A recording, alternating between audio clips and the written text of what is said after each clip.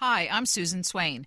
This summer, I'll be on the air from Milwaukee and Chicago for C-SPAN's live gavel-to-gavel convention coverage. It's been a mainstay of our network since 1984. What has changed in recent years is C-SPAN's funding, now challenged by the many homes who have opted to cut the cord. This summer, an anonymous donor is generously helping support C-SPAN with a matching gift campaign. Every dollar given will be matched up to $25,000. Please consider giving to support our no-commentary convention coverage and all of C-SPAN's public affairs programming. To learn more or to make a donation, find us at cspan.org/donate. Thank you. Good evening, America.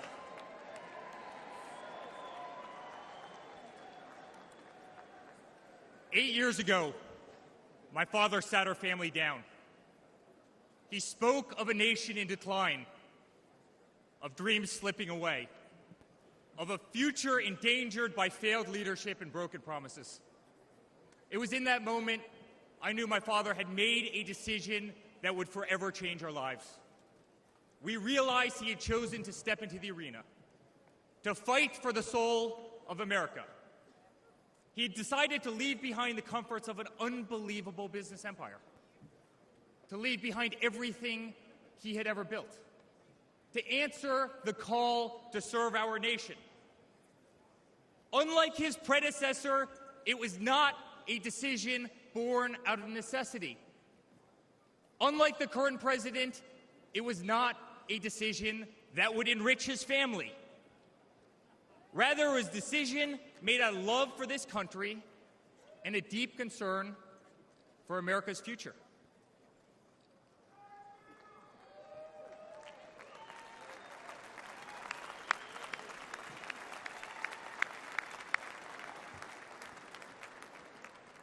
My father was clear it would not be easy, that there would be a huge price to pay, and that the attacks would be vicious. Looking back, that was an understatement.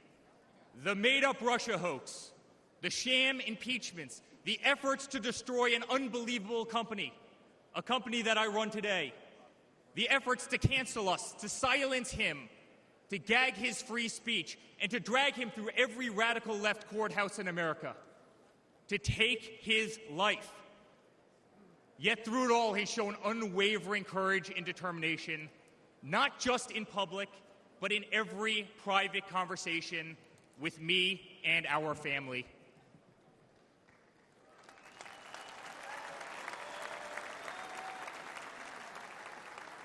He stood tall, fueled not by personal ambition, but by a profound love for this country and a love for all of you, the American people. That man is my father. That man is the 45th president and soon to be 47th president of the United States. That man is Donald J. Trump.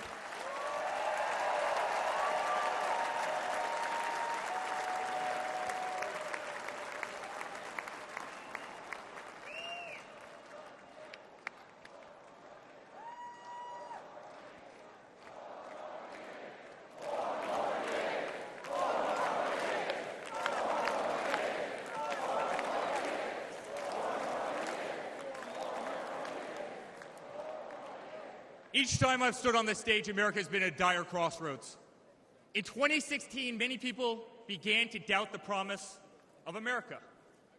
Our economy was struggling. Jobs were scarce. Our standing on the world stage was weak at best.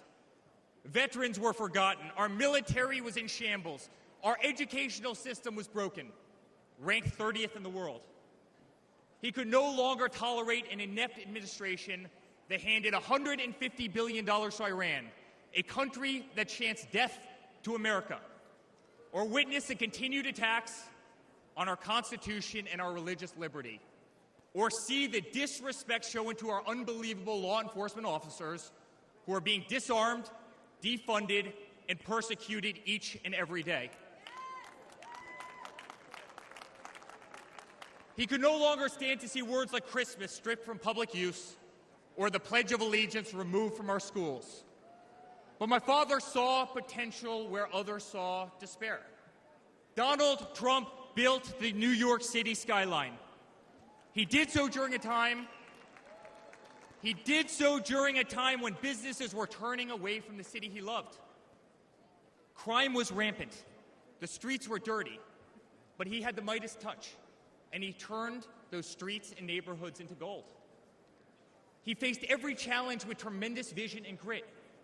As he did during the 2016 election, he rolled up his sleeves. He remained unapologetic. He did not care to be politically correct.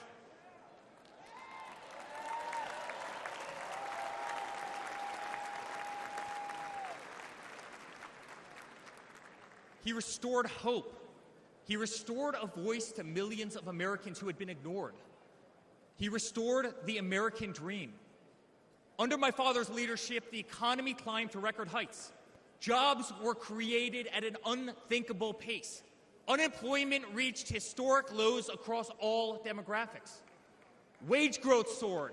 He cut taxes for hardworking families and businesses. He slashed regulations. We saw the greatest 401k increase in American history.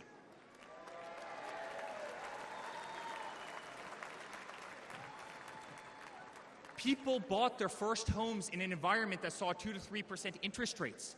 They started their families. My father made the United States energy independent with the lowest gas prices in decades.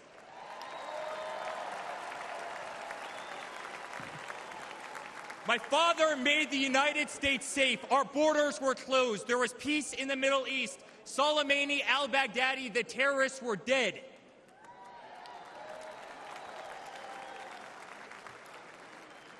My father made the United States respected again, with the courage to walk into countries like North Korea, with the courage to impose tariffs on China, and with the courage to tear up trade deals that cost Americans their jobs.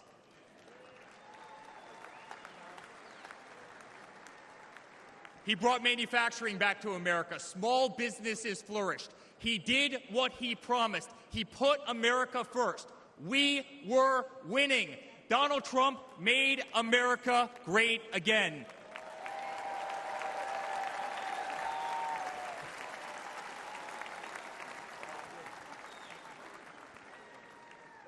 But he also created a movement that threatened the special interests in the political elites. A movement that cast a bright light on the institutions weaponized against the American people. You see it in our schools. God bless the moms who fought back.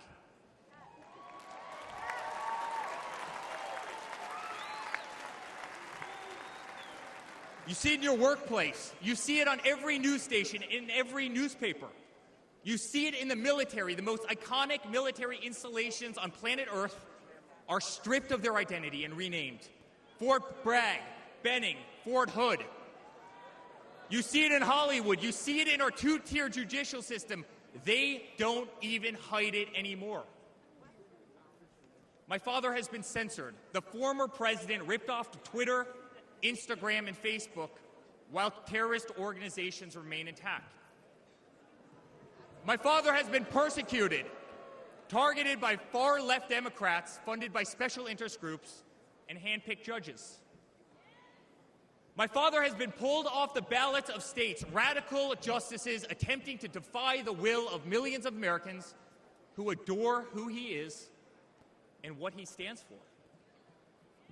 My father even became the target of an assassin who almost killed America's single greatest hope for our future. The swamp is terrified of this incredible movement. They're terrified of it. They're terrified of you and the tens of millions of people watching us on TV right now.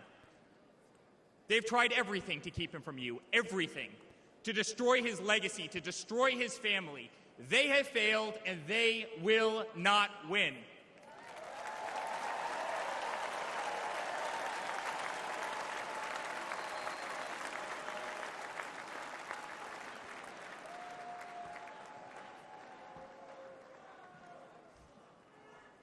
I love my Florida delegation right here.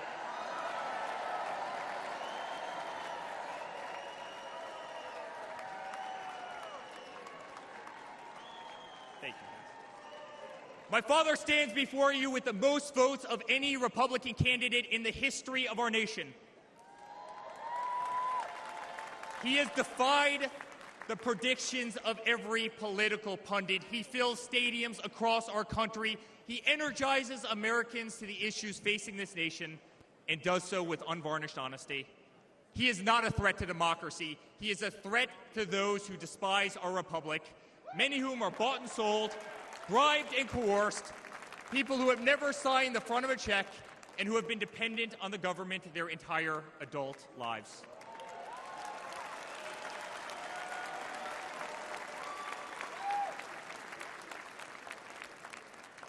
Today, as it was in 2016, America's at that crossroads again.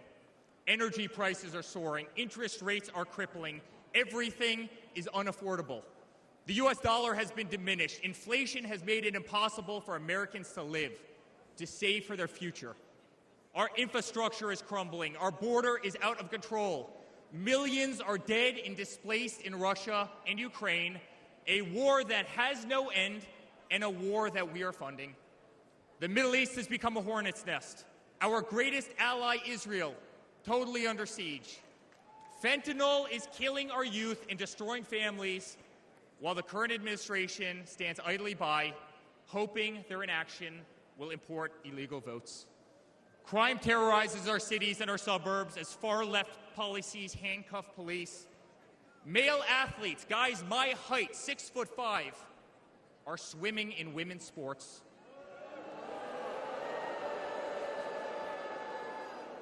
Destroying the dreams of young girls who have trained every minute of their lives. We no longer trust our elections. We no longer trust our judicial system. And we no longer believe that our government is working in our best interest.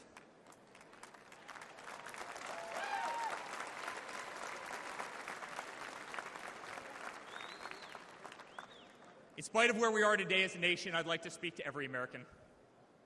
To the homeless veteran sleeping under a bridge as illegal immigrants are housed in the most expensive hotels in New York. I'm sorry. We know it's wrong, and we will fix it.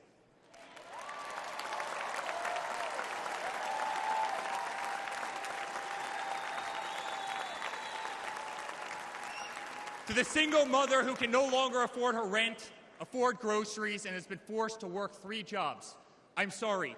It does not have to be this way. To the parents who lost a son or daughter to fentanyl, including the incredible woman that spoke the other night, while an administration does absolutely nothing, I'm sorry. Your government can do so much better, and it will.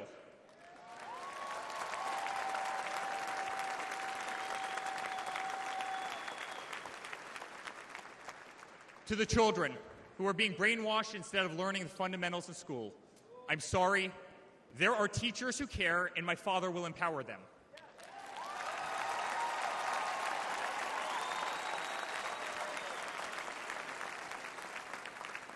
To the law enforcement officers, our brave Border Patrol, Secret Service agents who work every single day to protect our communities, knowing damn well that the system will throw you under the bus, I'm sorry.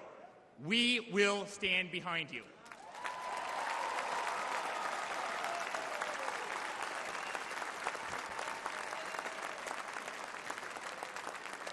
To commuters often petrified to take a bus, take a train, or walk the streets in cities across our nation, I'm sorry. That man right there will fix this.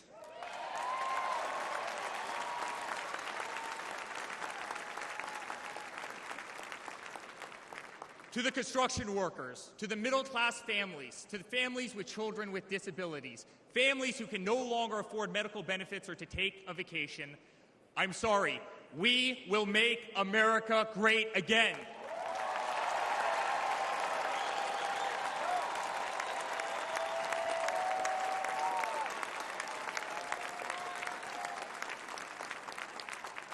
And to my father, who has been ruthlessly silenced, slandered, and attacked by a corrupt administration, I'm sorry. We know, and America knows, that they're not just after you, they're after all of us, and you just happen to be standing in their way.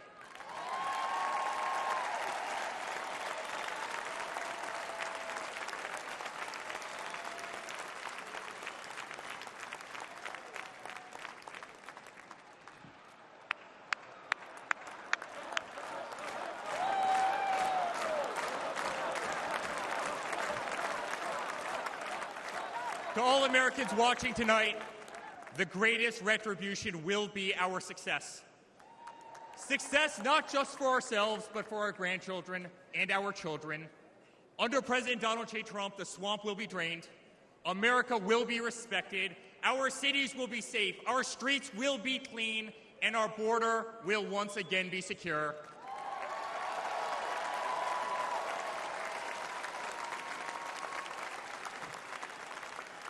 We will have peace. We will have prosperity. Your hard-earned tax dollars will enrich a better America, not be squandered in corrupt foreign nations. Education will be handed back to the states. We will no longer be 30th in the world. We will be first.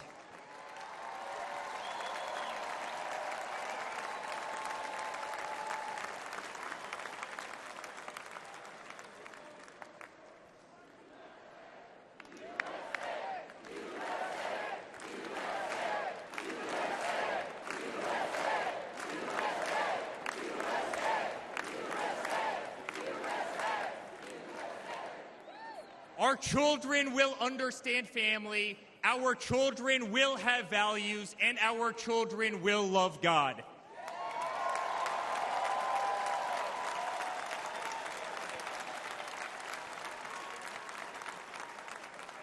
Our country will prioritize free speech, respect freedom of religion, and honor our Constitution.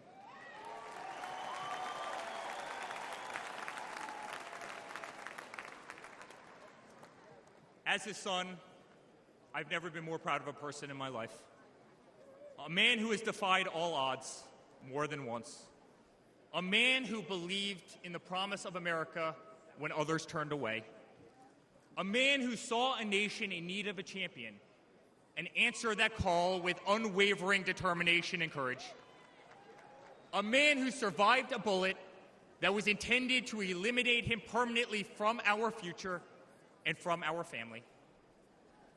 Never have I been more proud to be a Trump.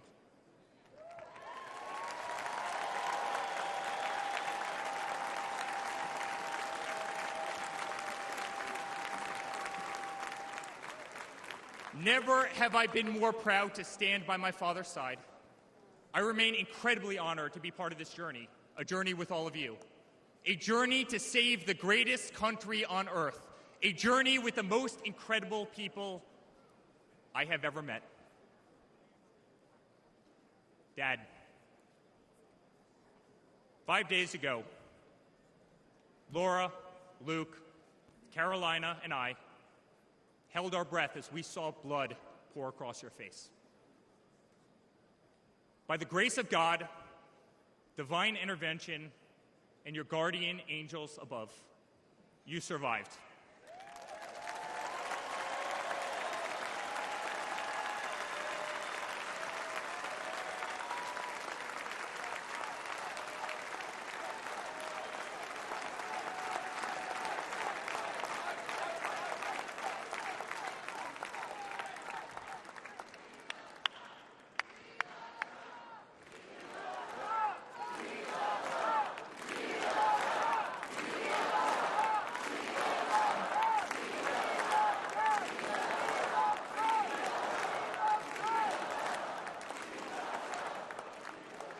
You are the greatest fighter I have ever seen. You are strong, you are full of life, and you are unapologetic. Your optimism is contagious.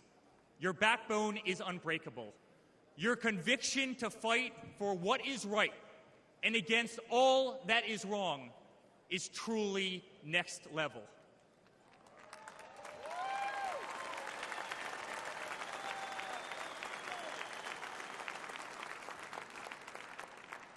The whole world saw your strength as you stood up. You wiped the blood off your face, and you put your fist in the air in a moment that will be remembered as one of the most courageous acts in the history of American politics.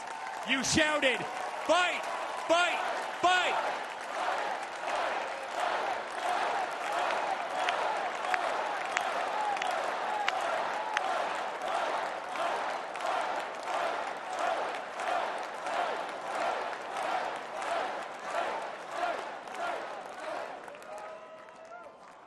I'm honored to be your son. I'm honored to speak to our great nation tonight.